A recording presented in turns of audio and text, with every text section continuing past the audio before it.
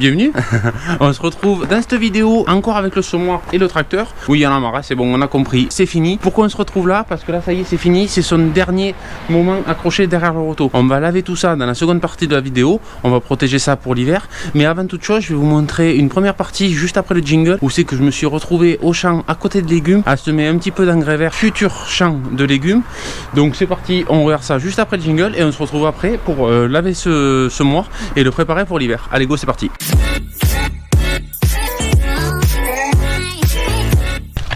Une journée de plus où nous sommes ce matin. Bon, j'ai explosé ma veste de bon matin, mais bon, c'est un autre sujet. Ce matin où on est, vous voyez, à côté du champ de légumes de l'an dernier. Donc là c'est un peu le bazar parce qu'on a attaqué avec Mélodie à nettoyer le champ. Je pense que vous verrez un petit peu plus dans la prochaine vidéo ou dans la vidéo ou la fin de la vidéo. On a commencé à soulever le paillage en plastique, donc ça qu'on va retirer. On a débloqué tous les gouttes à gouttes pour pouvoir tirer avec l'enrouleur la prochaine fois. Bon là ça a gelé, du coup vous voyez le champ, il n'y a plus rien quasiment. Il nous reste après que du paillage bio. Donc ça aussi je vous en avais parlé et ça sera un moyen encore de vous le remontrer parce que c'est des questions un petit peu récurrentes qui reviennent dans les commentaires. Est-ce que le paillage bio se dégrade bien et ne laisse pas de résidus? Déjà de ce côté il n'y en avait pas.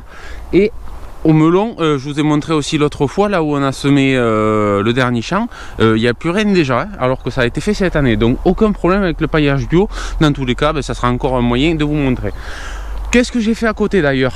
À côté, pour ceux qui ont vu sur les réseaux, je suis revenu déchaumer l'autre jour. Donc c'était quelques jours après la fin des semis d'orge.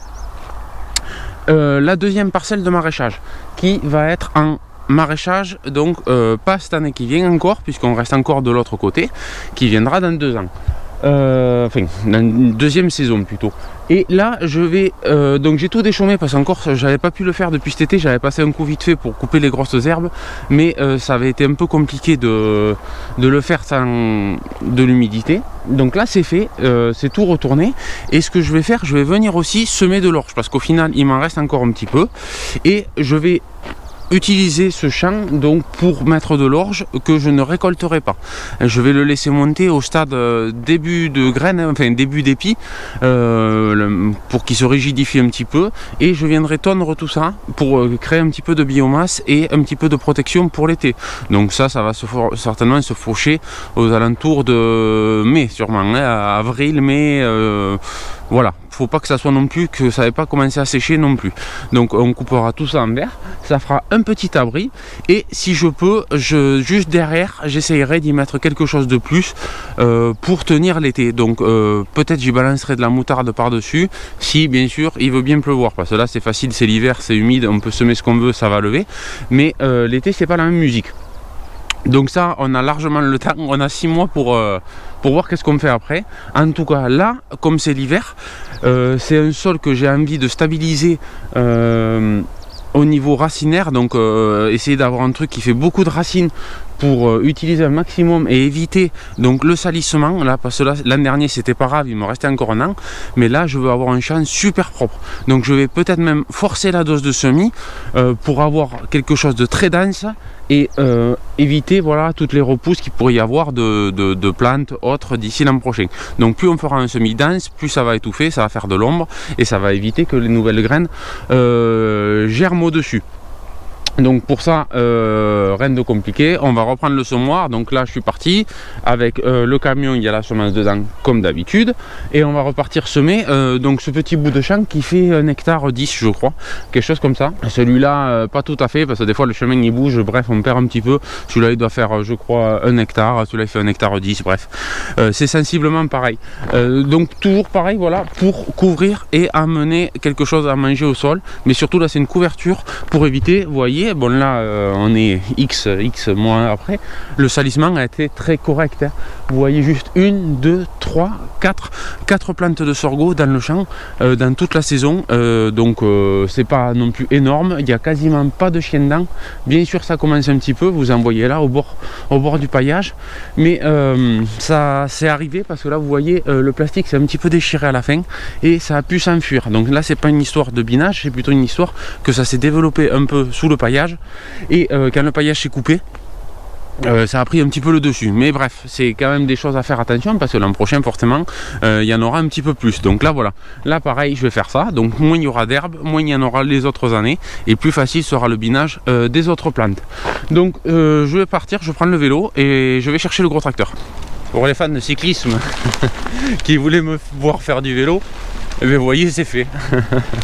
Donc aujourd'hui j'ai la chance qu'il fait pas froid, il fait 8-9 degrés et pas de vent. Donc en vélo cette fois-ci c'est un peu agréable. Ça change de l'autre jour à moins 1.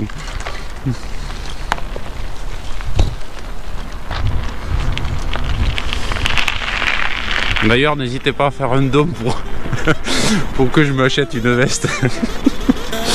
Quel clochard ce mec. I'm not gonna lie, daughter had to put on Yagi, her brain fried. My lady Papa Zenny, had her lady popping Molly while she waiting on me. Yogi my area, keep on heading if you want. I drive it like you know, I don't wanna hear you. 지겹잖아 이제 넌 like I'm Bango, cutting my hair. I just keep going though, 소신껏 날 믿고 I fly non-stop, Kelly에서 뉴욕 구름 위로 hop on. Drive out and riding birds, honeyberry counting gobs. I do what I wanna do, 그게 나의 무늬원. 너넨 꿈꾸지 말만 많지 just. Bon, ça se met fort là, non? Non, je rigole. C'est juste que j'ai débourré tout ce qui me restait au fond du rouleau. Vous savez, comme là il y avait souvent, on traîne un petit peu d'herbe, là tout ce que j'avais ramassé, et forcément à la fin quand on a fini il y a tout au bord. Donc j'ai débourré le rota parce que du coup c'est la dernière journée de semis pour de vrai cette fois-ci. Vous voyez, c'est tout propre. Et il me faut faire d'ailleurs la même chose sur le semoir, même si j'ai tout à fait fini là, non, il n'y a plus rien dans le semoir. Donc là ça y est, ça va être le moment de ranger le semoir pour jusqu'à l'an prochain, c'est terminé. Là j'ai même fait les engrais verts ici, vous voyez le champ est du coup très plat, c'est bon, c'est fini, il n'y a plus de problème. Bref, voilà, mais c'est parti, on remballe et une bonne chose de faite, je suis assez content. Allez. Et bien ça y est, c'est fini. Donc là, l'opération qu'il va y avoir à faire, c'est enlever tous les résidus de terre qui restent du champ. Vous voyez, au-dessus du semoir, c'est pourri. À l'intérieur du semoir, c'est pourri. Et on va éviter de laisser toutes ces graines tout l'hiver. À la fin, après, ça va faire un dépôt dur.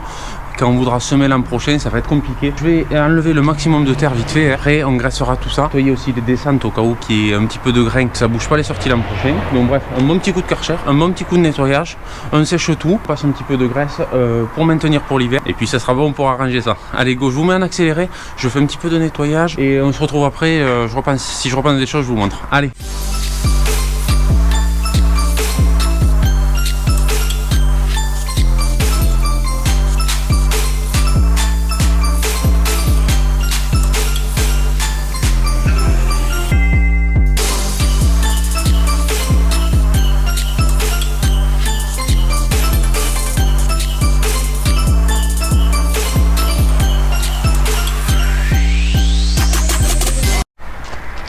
Bon, un petit point. Le semoir est nettoyé, vous voyez, donc ça va beaucoup mieux. Les descentes sont propres. L'intérieur est parfait. Parce que des fois, il y a du résidu qui se met un petit peu au fond là. Et ça pourrit le temps de l'hiver. Donc là, c'est tout propre. J'ai oublié ça. Putain, j'ai oublié ce côté. Je reviens.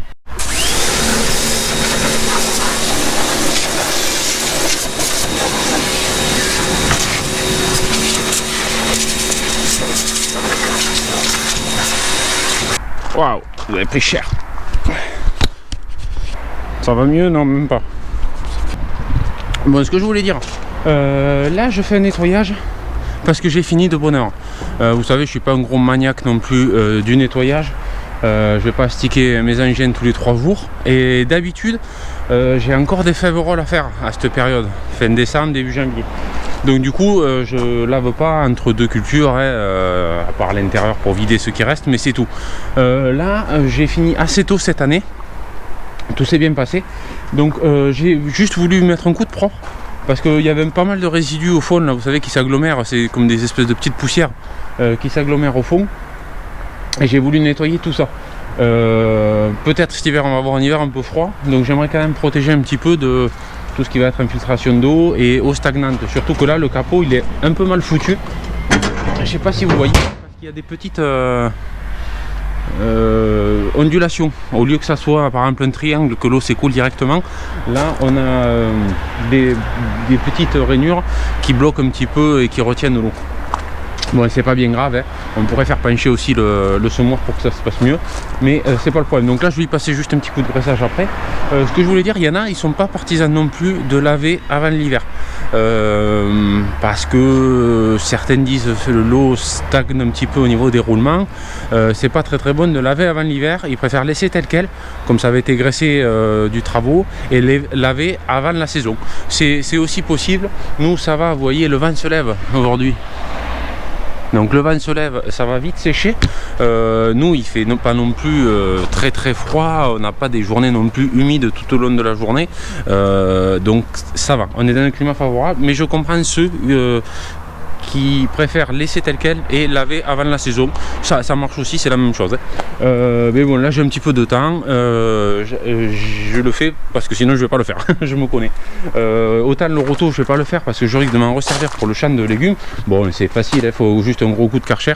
J'ai juste mon Karcher, la rotobuse là qui déconne, et du coup c'est un petit peu plus chiant, mais bon bref, c'est pas grave, c'est que de la ferraille. Donc voilà, donc là je vais laisser sécher justement un petit moment. Pendant ce temps je vais préparer mon mélange. Je vous raconterai un petit peu la sauce que je vais faire, mais c'est rien de particulier, vous connaissez certainement chez vous. Donc je vais laisser sécher, je vais ouvrir. S'il faut je passe un coup de souffleur, dans tous les cas je le passerai juste pour vous montrer comment je fais.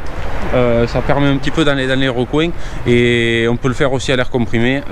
C'est libre à vous de faire ce que vous voulez. Donc c'est parti, je laisse sécher, on se retrouve dans un petit moment quand c'est sec pour passer à la suite. Allez. Bon allez,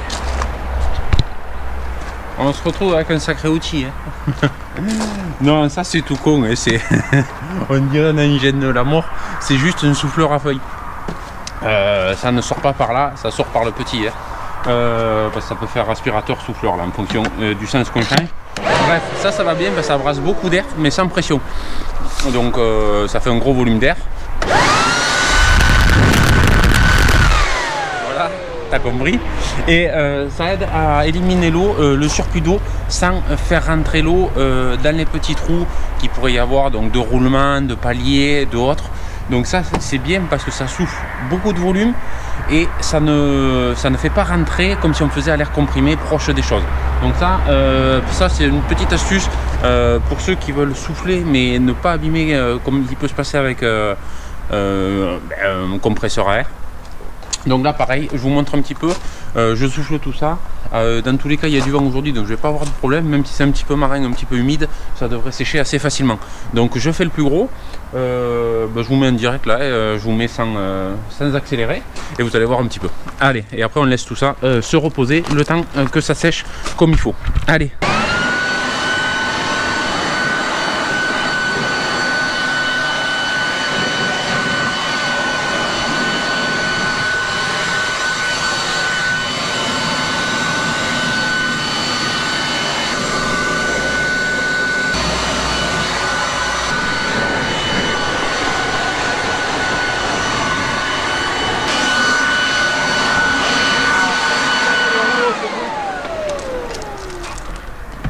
De merde.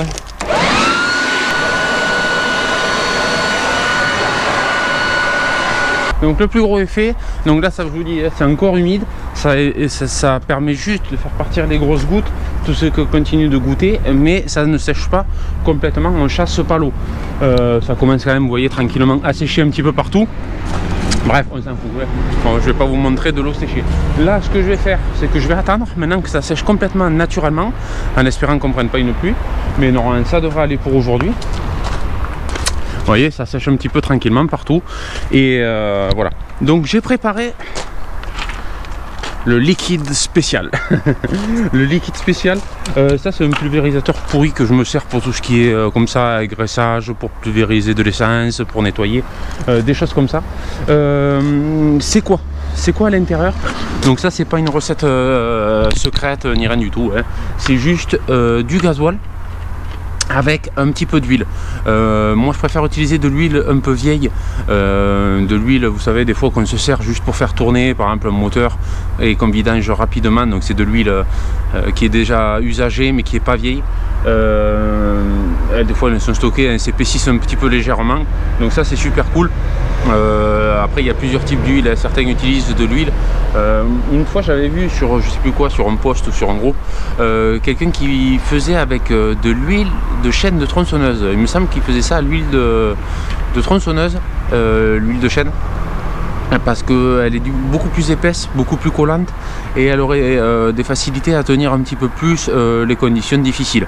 Bon, nous, conditions difficiles, c'est moyen, donc bon, ça va suffire largement. Vous êtes beaucoup à utiliser l'huile standard. Voilà, petit conseil que j'ai déjà lu.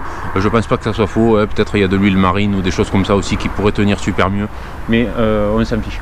Donc là je laisse tout ça, sûrement là on est milieu de matinée, je vais tout laisser comme ça, on n'y reviendra que cet après-midi, vraiment je vais laisser bien sécher pour plus qu'il y ait d'eau et pas emprisonner d'eau, justement éventuellement dans des petits recoins avec de l'huile, avec un film d'huile qui pourrait amener à créer un problème, comment dire, que le remède soit plus mauvais que le mal. On laisse tout ça et on se retrouve certainement cet après-midi et on passera la sauce, ça me permet de tout ranger et on se retrouve cet après-midi. Un petit moment est passé depuis tout à l'heure, donc vous me voyez, ça y est, c'est bien sec, tout a bien séché, le temps s'est un petit peu levé, ça a permis de tout sécher, donc c'est parti, on va passer donc du coup la potion et après je vous conseille de prendre un petit chiffon pour étaler au cas où, parce que là ça fait pas un jet très fin, donc il faudra un petit peu essuyer tout ça pour bien graisser chaque partie. Allez.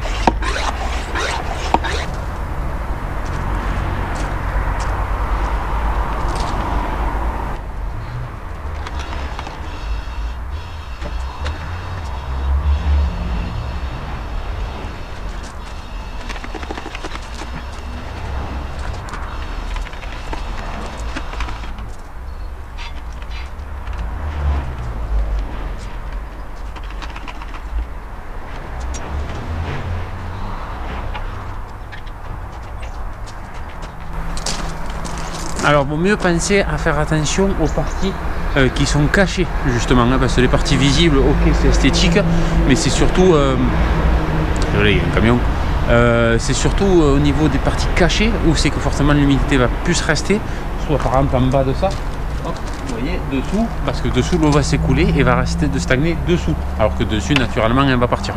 Voilà, pas plus, ça sert à rien de faire une piscine, ça sert à rien de faire dégouliner par terre. Le but n'est pas là, si ça dégouline c'est que ça colle pas. Donc voilà, donc j'ai passé mon petit chiffon maintenant tranquille, vous m'en accélérez, c'est bon, et regardez un chiffon et on verra le résultat. Regardez comme il est tout beau, c'est parfait.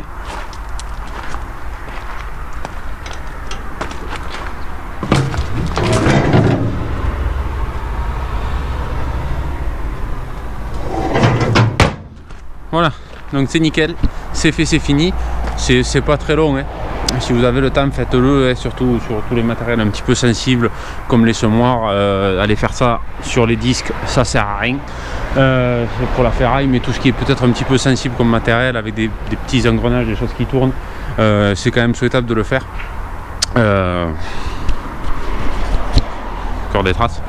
Donc du coup c'est quand même souhaitable de le faire pour avoir quand même des bonnes conditions pour démarrer l'an prochain sans se prendre la tête, est-ce que le matériel va aller, va pas aller. Donc c'est fini, on va hiverner ça maintenant tranquille jusqu'à l'an prochain, donc, certainement au moins jusqu'à fin octobre de l'an prochain, à moins que j'ai des engrais verts à faire vers le mois de juin, mais bon dans tous les cas ça sera prêt, il y a juste à faire les réglages et on peut partir tranquillement semer. Bon voilà, petite vidéo, rien de fou, juste pour vous montrer un petit peu la suite, comme je l'avais dit, c'est des choses, voilà, on n'est pas au champ, c'est pas effectif, mais ça fait quand même du travail, et du coup, ben, quand même, c'est bien de le faire pour pouvoir prolonger un maximum la vie de son matériel en bon état, c'est plaisant pour les yeux et pour le travail. Voilà, donc ben, s'il y a quelque chose que j'ai mal fait, que vous n'avez pas pensé, que vous utilisez un autre produit, que vous avez une autre façon de faire, n'hésitez pas à me mettre ça en commentaire, je prends note sur ce genre de choses. Je suis pas le professionnel voilà, de l'entretien. Il n'y a pas spécialement de roulement à graisser aussi, parce que ça, une autre chose, certains peut-être ont des roulements. Là j'ai des roulements sans graisseur. Donc du coup ça fait que j'ai rien besoin de graisser sur le semoir, il n'y a aucun graisseur sur le semoir, donc à part la chaîne qui avait été graissée comme il faut avant l'usage, hein, donc avant le semis. Donc c'est la seule chose qui peut craindre au niveau mécanique. Donc voilà, donc si vous avez des idées, des produits spéciaux peut-être pour l'hivernage ou autre, je prends note, ça m'intéresse. Et puis voilà, donc je vous dis à très bientôt, comme d'habitude, petit abonnement, et puis on se retrouve bientôt dans une prochaine vidéo. Allez, ciao ciao.